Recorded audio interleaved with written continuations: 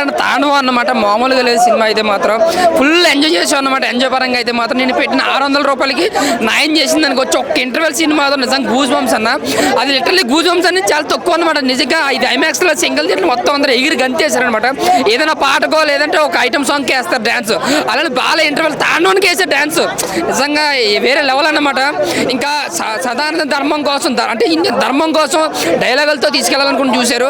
చాలా బాగా వర్కౌట్ అయింది. చాలా గొప్పగా చెప్పారు నిజంగా. అఖండ కన్నా ఇందులో డైలాగులతో చాలా బాగా అర్థమయ్యేలా చెప్పారు. చాలా క్లియర్గా ఉంది. కాబట్టి కొంతమంది కొంచెం ఫైట్లు ఓవరు అది ఇది అంటున్నారు కానీ బాలయ్యకి అలా ఉంటేనే చూస్తారు. అది Boyapati Balayya combination. No logic, only magic మాత్రమే. ఆ మ్యాజిక్ ఇందులో వర్కౌట్ అయింది. ఈజీగా ఒక 500 కోట్లు వచ్చే సినిమా అన్న పక్కా బ్లాక్ బస్టర్ మేడం. ఇంకా తమనన్న అయితే మాత్రం గుండె ఆగిపోతే భయం వేసింది అనమాట.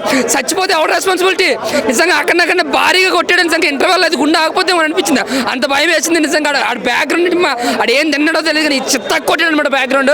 దాని తోడు బాలయ్య గారు అన్న నిజంగా ఏం యాక్టింగ్ అన్న నిజంగా. ఈ వయసులో అలా నిజంగానే తాండవం చేశాడు నిజంగా. బోయపాటి ఎంతైతే కష్టపడ్డాడో అంతకన్నా డబుల్ కష్టపడ్డాడు బాలయ్య మాత్రం.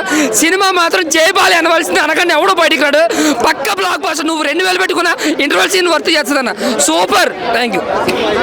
ఎవడో రాజమౌళి అన్నట్టు తీశాడు. బట్ ఓన్లీ డ్రాబ్యాక్ ఏంటంటే సినిమాలో స్టోరీ ఉండదు, స్క్రీన్ ప్లే ఉండదు, లేదంటే ఒక మంచి ఇదేమో ఉంటుంది. కానీ మీరు లాజిక్స్, ఫిజిక్స్, కెమిస్ట్రీ, మ్యాథ్స్ అన్ని పక్కన పెట్టి చూస్తే మాత్రం మీకు ఎక్స్ట్రానే కనిపిస్తుంది. మీకు 3 hours మంచి థియేటర్ ఎక్స్పీరియన్స్ ఇస్తుంది.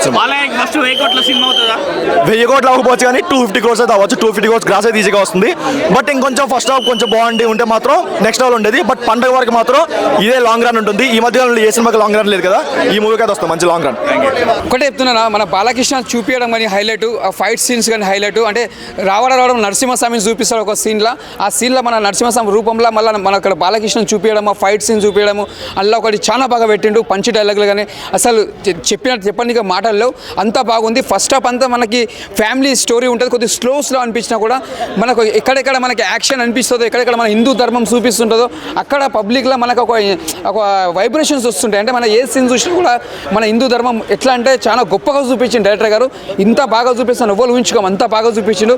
హ్యాట్స్ ఆఫ్ సార్ బోయపాట్ల గారు. నిజంగా చెప్తున్నా, నీకు నిజంగా ఈ సినిమాకి అవార్డు రావాలా సార్, ఎందుకంటే అంత బాగా తీసారు సినిమా.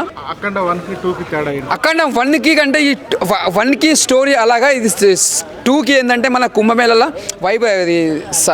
వైబ్రేషన్ అనేది ఒకటి ఉంటుంది అనమాట. దాంతో సినిమా స్టోరీ మొత్తం నడుస్తుంది.